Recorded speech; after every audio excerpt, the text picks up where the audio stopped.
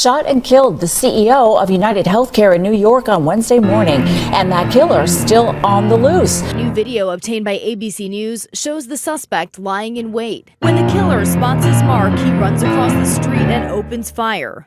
People passed the suspect, but he appeared to wait for his intended target. The shooter may have left a message on the bullets with the words deny, depose, and defend carved on live rounds and shell casing at the scene. Investigators say Brian Thompson was clearly targeted. Delay, Deny, Defend is the title of a 2010 book about how insurance companies handle claims. The use of those words have led police to believe that the suspect may have a grudge with either UnitedHealthcare, Thompson, or the insurance industry. Investigators found this backpack linked to the shooter. In it, police sources tell us, a jacket and Monopoly money. Some kind of statement, some kind of some messaging that has to be figured out. The surveillance photos taken at the High New York City hostel, where police sources say they believe the alleged gunman shared a room with two other men, was seen walking nearby, ordering at Starbucks, then waiting for Thompson, who crossed 6th Avenue at 6:44 a.m. In newly released photos, the suspect is seen getting into a New York City taxi about 20 minutes after the shooting, appearing to look right at the camera. We feel comfortable. We're getting closer and closer. Hundreds of tips are pouring in, thousands of police officers working the case. I don't want to do anything that's going to tip them off. He was in the back of the McDonald's just eating when a worker noticed him and called local authorities. She said his eyes and his eyebrows. She just thought it was him. And once they realized it was fake, they said to him, "Don't lie to me. Who are you?" Mangione was taken into custody and has since been charged with murder by New York police. He matches the description of the identification we've been looking for. He's also in possession of several items that we believe will connect him to this incident.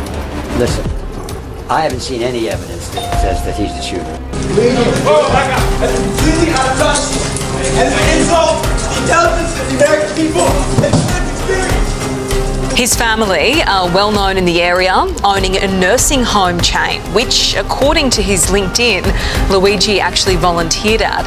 He graduated at the top of his grade from a prestigious all-boys school in 2016 and went on to attend the University of Pennsylvania, where he got his master's in computer science. After graduating, Mangione worked as a software engineer. This killer is being hailed as a hero. Hear me on this. He is no hero. Free Luigi. Luigi Mangione has become America's newest boyfriend. We've been seeing this strange trend where people are idolizing and turning unalivers into sex symbols. And, well, look at those abs. I mean, to me, he looks a lot more like a Mario than a Luigi. Luigi was kind of tall and lanky, but he's looking pretty thick here. And people are starting to call him the Gen Z Robin Hood, the long-lost Menendez brother. I mean, if only the Menendez brothers had a 3D printer to print their guns, they wouldn't be in jail right now. But I digress. The evidence seems pretty compelling. However, Luigi and his lawyer showed up in court in matching Christmas sweaters and argued that his right to a fair trial was being infringed. Well, yeah. Americans, for the most part, have already decided he did it based on what they've been told by the media. Many times law enforcement agencies will bluff and put out false information through the media to try to get people to come forward, to elicit a confession, and even to weed out false confessions. But the problem is the public takes what the media says as fact for the most part, which becomes a problem for the accused. Now let's look at the stuff that was put out through the media that they did not include in their official complaint. Because those are the things that may not be true, might have been bluffing, might have just, been the media running with the story that they didn't fully verify. So, the complaint has him arriving in New York on November 24th at the Port Authority bus terminal, 42nd Street and 8th, coming from Atlanta. He taxied to the hotel, to the Midtown Hotel. He hung around there for about an hour. And the weird thing about that is that the location of the investor conference was not publicly announced as of yet. The conference itself was announced, but the location was not. So somehow he already knew if this was him. So he spent about an hour there, then he took a taxi back to the hostel. He registered under the fake ID of Mark Rosario, and we have this ID. It's definitely Luigi's picture. So, you know, it kind of leads you to believe that this was probably him, right? So the clerk at the desk asked him to remove his mask and smile. And those are the pictures that we've seen plastered all over the internet, and most people don't know this. Those pictures are from November 24th. The CEO was not killed until December 4th. So the photographs of the alleged shooter are from 10 days prior. So it's not even the day of. So, you know, do with that what you may. And the quality of that surveillance video is pretty low. And I find it very hard to believe that someone recognized him from that. I mean, do we know where Justin Baldoni was that day? I mean, we know he wasn't in Blake Lively's trailer watching her breastfeed. That's for sure. This could be a lot of people. It does resemble him. Dane Elkins. He went missing on December 14th of 2020 from Los Angeles. He became increasingly paranoid during the pandemic. He thought the government was spying on him. He ended up disappearing. His car was found with his cell phone and a wallet left behind. There have been several sightings of him over the years, so it is believed that he's still alive. He's running around hoboing it up somewhere on the West Coast. But it could be him too. The point is, relying on this video alone doesn't really tell you much. It's 10 days prior and it could be anybody. So the clerk at the hostel claims that the shooter, they're calling him the shooter at this point, which is, I think it's odd because at this point it hasn't established the connection to the day of the shooting at all. This is November 24th that they're talking about in the complaint. But the clerk claims that the shooter kept their mask on throughout this entire time in New York while in the hostel. I mean, that's such a subjective statement. So the clerk, was the clerk with him in every area of the hostel? Was the clerk following him around? Does she work every day? I mean, it's just a strange thing to put into it because, I mean, it's a very subjective statement. The clerk might have seen him 2 times and said that both times he had the mask on. Whoop-de-frickin-do. They also have not supplied any video backing up the claim. The only videos that we have of him in the hostel is from November 24th. So if he was there all those other days, there's no other video of him. I mean, maybe there is, maybe they do have it, but we haven't seen it. So the thing that's strange is, like, they're calling him the shooter in this complaint at this point. I mean, I would say he's the suspect at this point, but the shooter, from what we know, the day of the shooting, he was not wearing any of the same clothes that Luigi was seen wearing in the surveillance videos when it's more clearly Luigi. So, you know, how do we know it's the same guy? We really don't. It's a different backpack. It's a different jacket. I just don't think that they should be jumping to that conclusion this early in the complaint. It makes it seem very forced. We have seen the surveillance video in the Starbucks, which is right before the shooting happened. And that looks nothing like Luigi. The guy doesn't even have eyebrows. He's wearing a different jacket. He has a gray backpack. So,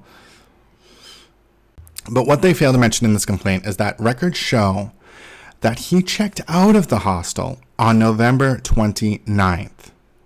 So he checked in on the 24th. He checked out on November 29th. Now, it does show him checking back in on November 30th, but there's no video of that. So how did he check back in? I mean, they had the original video of him checking in on the 24th, but there's no additional video to show that he did come back on the 30th. There's no way to know that it was actually him that came back.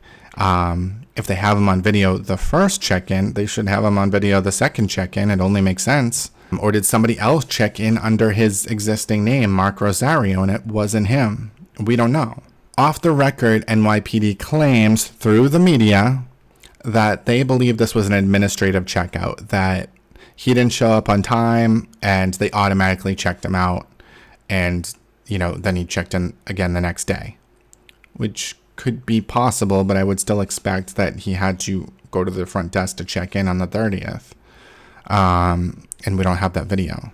I mean, where did he sleep on November 29th if he wasn't there? I'm sure he could have got a hotel somewhere, but it's just really strange. It's just really strange that they have no other surveillance, because if he was there all those days, they should have other surveillance. He should have been around the hostel. He should have been at the front desk checking in on the 30th.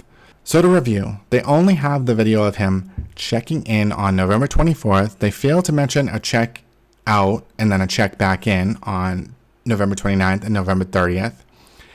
And then they have no other video until the morning of the shooting, December 4th, 2024. So we don't really know if he really was there this whole time, which is very good for his defense.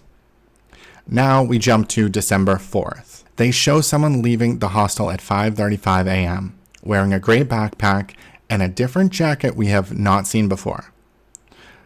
To emphasize, he's dressed and has a different backpack than he had upon checking in on November 24th. So we are just really jumping to conclusions that this person with a different jacket and a different backpack is him. They also omitted the sighting of the suspect outside the Frederick Douglass house at 5 a.m. Now this is a big one. So this is not in the complaint, but it was heavily reported that that was the first sighting of the shooter. 5 a.m. outside the Frederick Douglass housing project. Now, if he had originated from the hostel, you would expect that the first video of him that morning would be leaving the hostel. And that's how this complaint shows it. But we have other information through the media that the first place he was spotted that morning was in front of the Frederick Douglass house at 5 a.m. Does not make sense. So then next they have him walking around the hotel, the Midtown Hotel, at 5:41 a.m. Now, they didn't include this video in their complaint. Most likely it's the same camera that caught the shooting. The problem with this is it's about 50 blocks away from where he was seen walking at 5:35 a.m. outside the hostel, carrying a bike charger. I think they say it's a bike battery.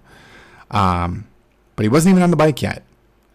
And so we're supposed to believe that he went 50 blocks, mounted a bike, dismounted a bike. It must have been locked up, unlocked and relocked the bike. And then he's just walking around casually at 5:41 outside the Midtown Hotel, 50 blocks away. It doesn't make sense. Google Maps says it would take 19 minutes, even going through Central Park. Maybe he teleported. I don't know. So originally the media had reported that he was seen at the Hilton around 5:52 a.m., which would give him enough time. That's 18 minutes to get over there, dismount the bike, lock it up, get rid of it. That makes more sense. But the complaint does not say 5:52. It says 5:41, 6 minutes later.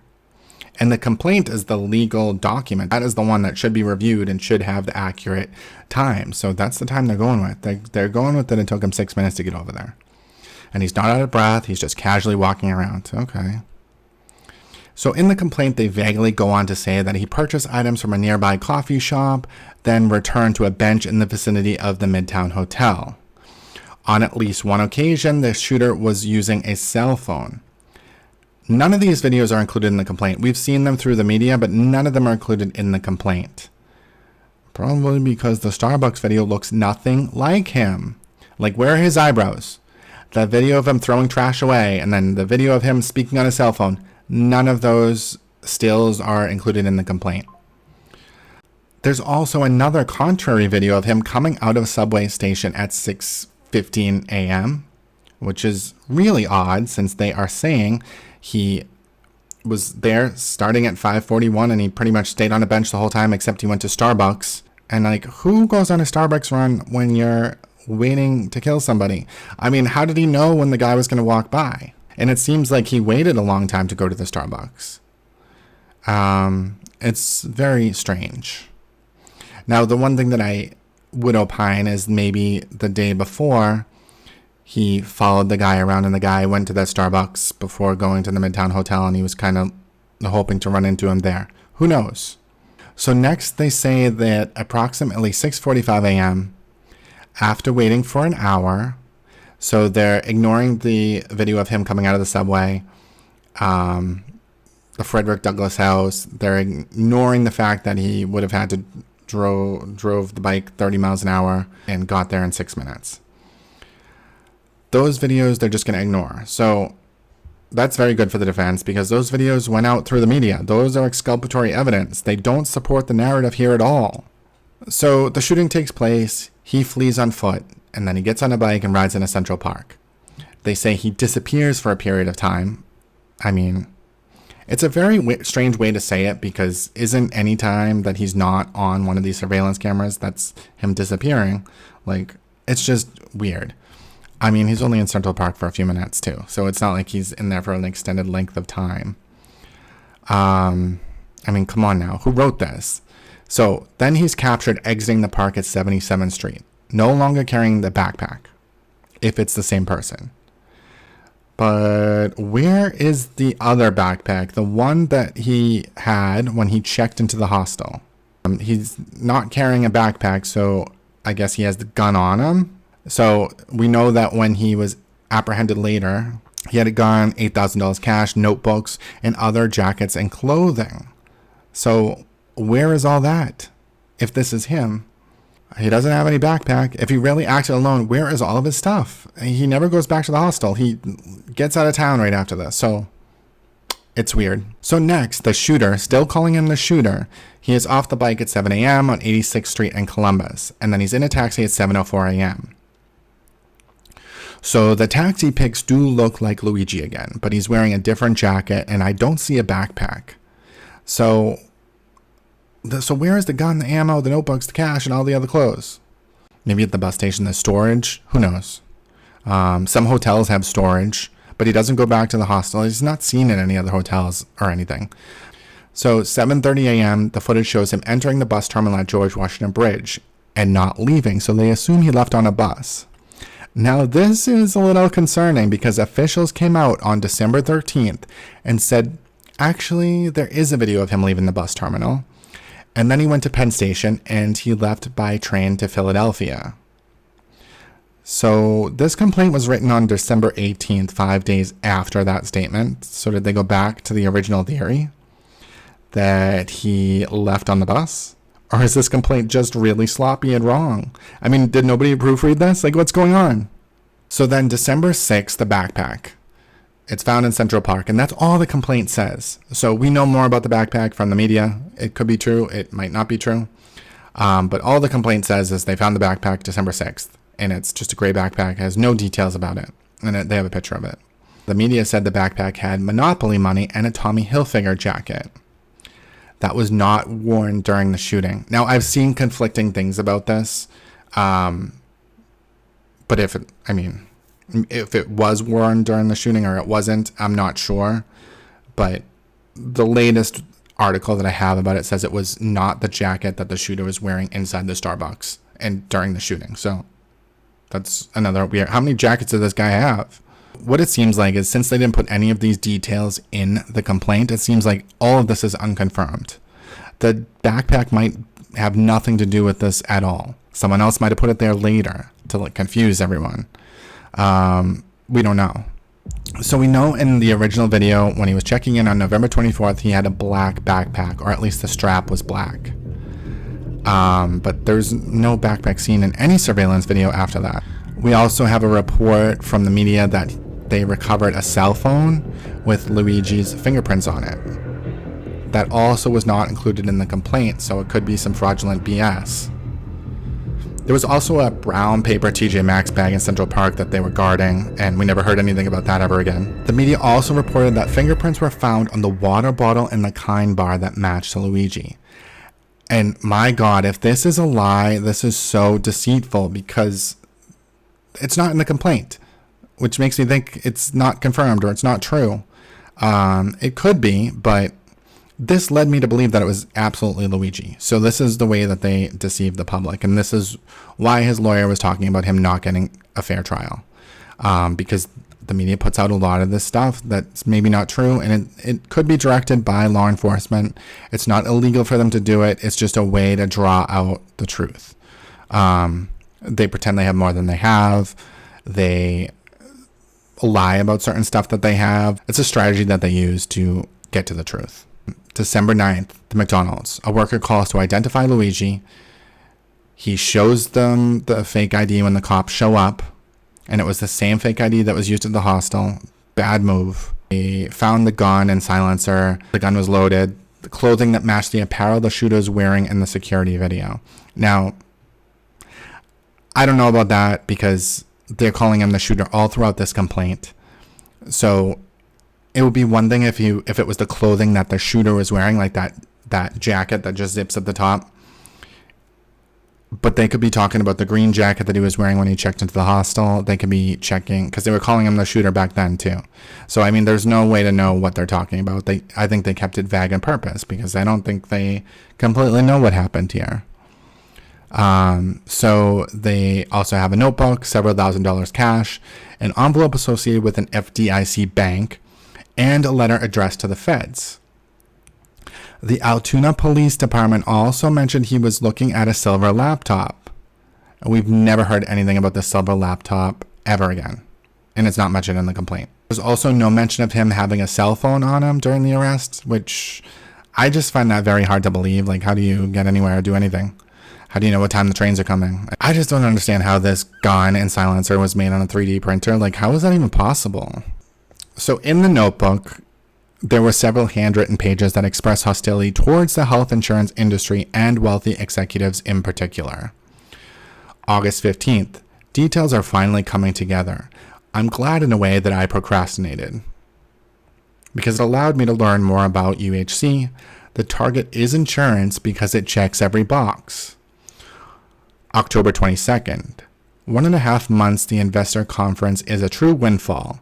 And most importantly, the message becomes self-evident. There was an intent to whack a CEO of one of the insurance companies, and this was 6 weeks prior to the murder, so this shows premeditation. The Fed's letter. Quote, I wasn't working with anyone. This was fairly trivial. Some elementary social engineering, basic CAD, a lot of patience. P.S. You can check serial numbers to verify this is all self-funded. My own ATM withdrawals. So they then reached the conclusion that this is the shooter based on the pics from his check-in on November 24th and his pickup in the taxi on December 4th, heading to the bus station. Which, yeah, those two do look a lot like him. But there's a lot missing here. So the manifesto, there's no mention of the manifesto, so I'm guessing that's the Fed letter. I think they're conflating the two things, maybe. They don't have to show all the evidence, but they need to show enough probable cause, so they could be withholding some evidence. You know, they don't want to give everything away to the defense right away. I just don't believe this is a manifesto because he's an Ivy League graduate. He would have put a lot more effort into this. I mean, you're basically throwing your whole life away for this, right? Your manifesto should be well written and complete, and you know, really nail your points that you want to drive home, right? Some of the quotes from what the media reported as the manifesto were, frankly, these parasites simply had it coming. A reminder, the U.S. has the #1 most expensive healthcare system in the world, yet we rank number 42 in life expectancy. United is the largest company in the U.S. by market cap, behind only Apple, Google, and Walmart.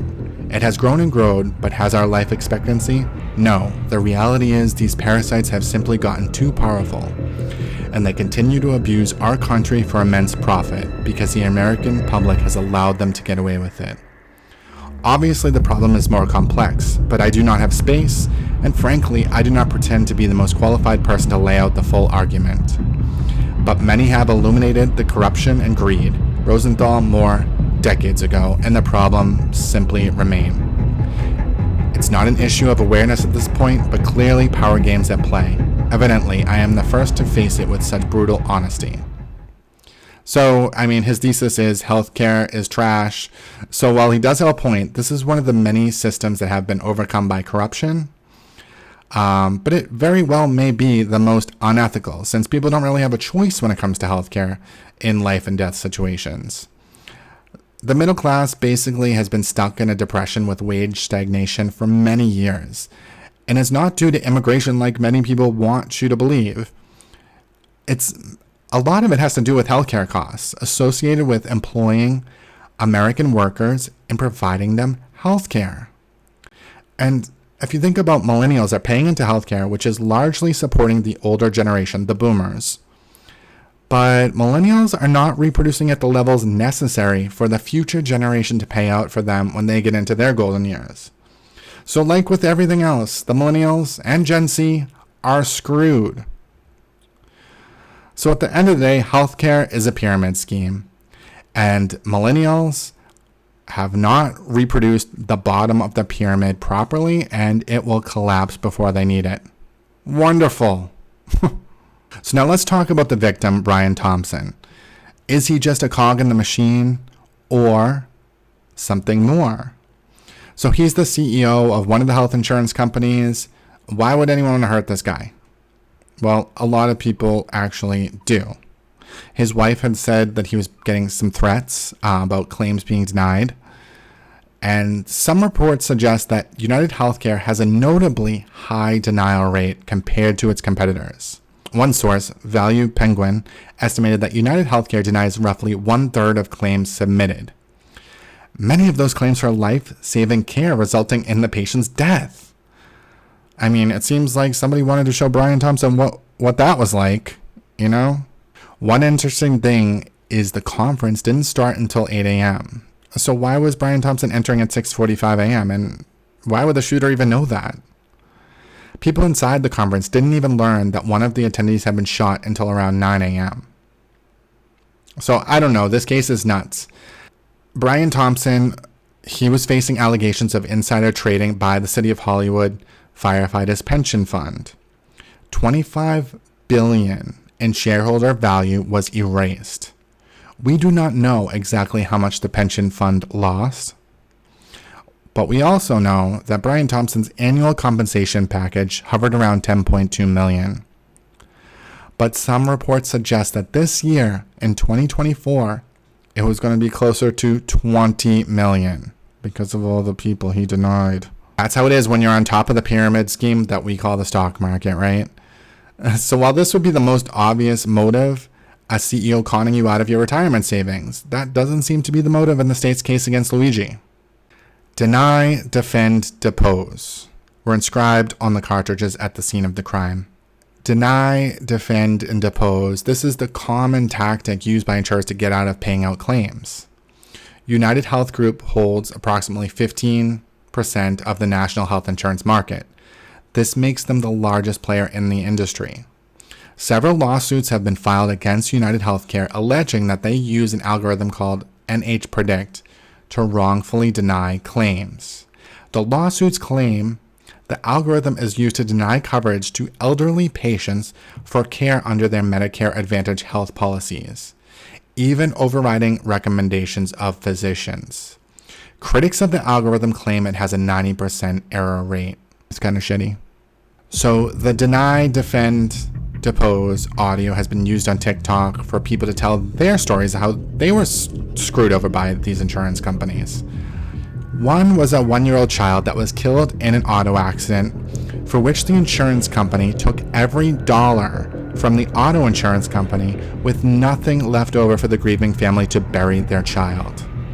Another was a woman whose mother was finally approved the life-saving medication that she needed 2 weeks after her funeral. Yet another example was a woman who had found a donor match, but since her donor match was poor and did not have their own insurance, the insurance company would not approve the operation and let that patient die. How lovely. So Luigi has been indicted, and they are going with the approach that he's just an anti-capitalism terrorist, and they'll fill in the details later.